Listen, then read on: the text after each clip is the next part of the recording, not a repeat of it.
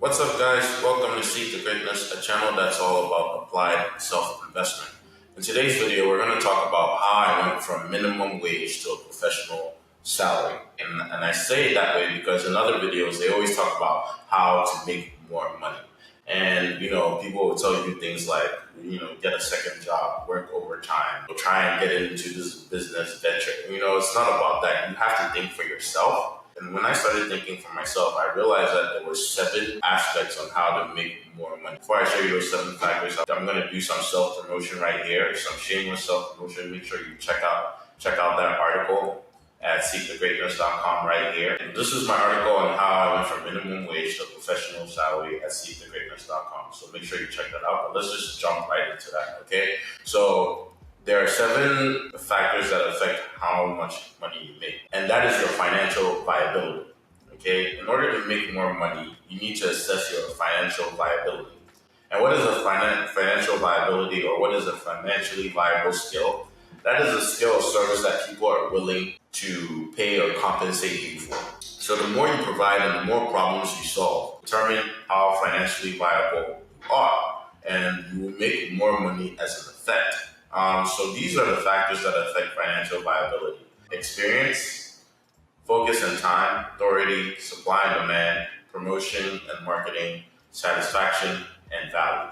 Let's just break those down quickly and see how those factors affect your financial viability. So number 1 relates to experience, so those are your degrees, your certifications, and just experience overall. So the more experience that you have in your field or whatever that you're doing, more financially viable you are. That will increase your financial viability. So it's important to make sure that you have a lot of experience in what you do. An internship, a degree, a master's, your PhD, or some certification in the skill, or you're learning from someone that's mentoring you, make sure you are pursuing that. You need experience. I got my certification in HTML and CSS and viral blog writing. Those are the ways that I increase my financial viability.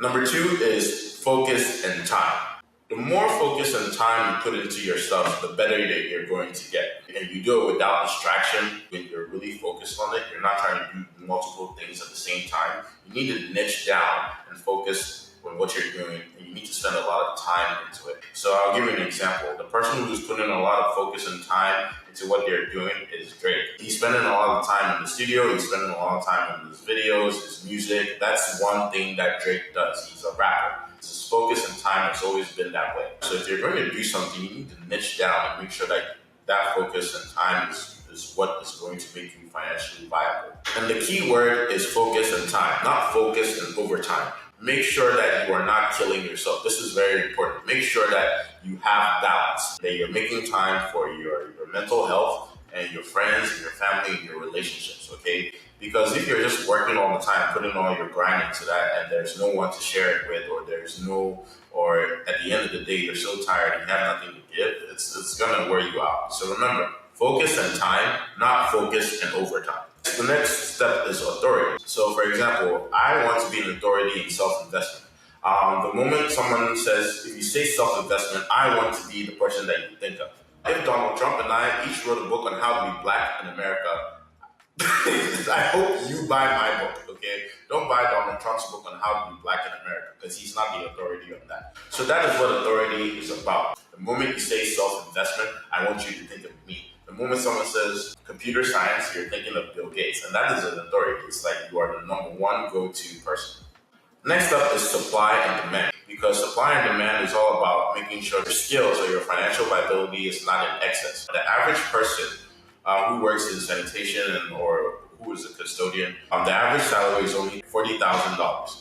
And that is because with our capitalistic society and the laws of supply and demand, we only value people who work in sanitation and custodians to make between $10 to $25 an hour, because there's a lot of custodians out there. Basically, if you have arms and legs, you can clean and work in sanitation.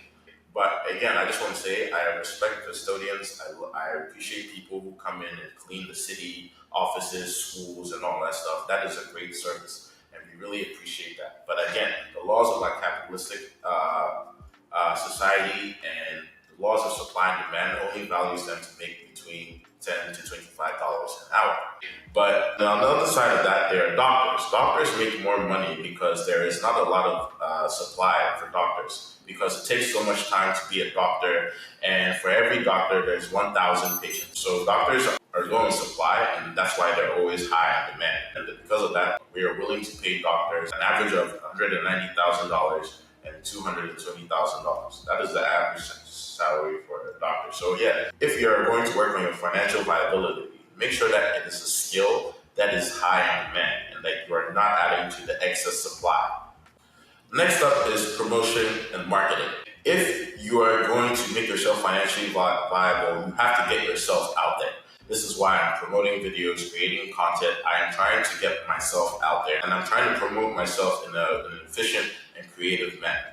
And that's one way you increase your financial viability, is that you have to promote yourself out there. You have to keep marketing yourself. You have to keep creating content, writing ads, using social media, search engine optimization. And you just have to grab someone's attention, and you have to do it in a way that's creative from your other competitors. Next up is also satisfaction. If you're not enjoying what you're doing in terms of writing, working on your blog, and working on self-investment, you're not going to make a lot of money. If it's not worth your time, or if it's not worth your satisfaction, it's not gonna work. Okay, you shouldn't just try and stay at a job just to work overtime so that you can make more money, or that you just go to a job because they offered you more. I did that. It didn't work for me, and I was miserable.